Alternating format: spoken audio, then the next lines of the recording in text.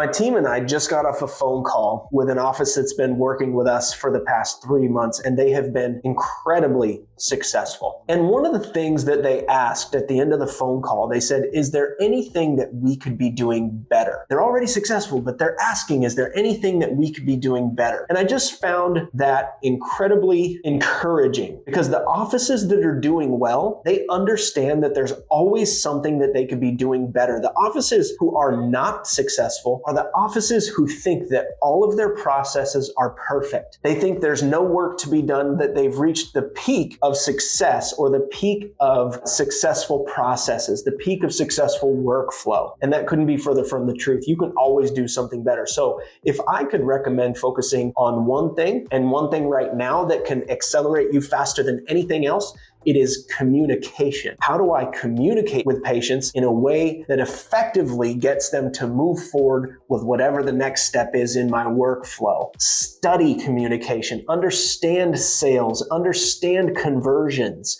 Get better at that, and you're going to have a lot more patients moving forward with treatment, because your processes are not perfect and you can always do better.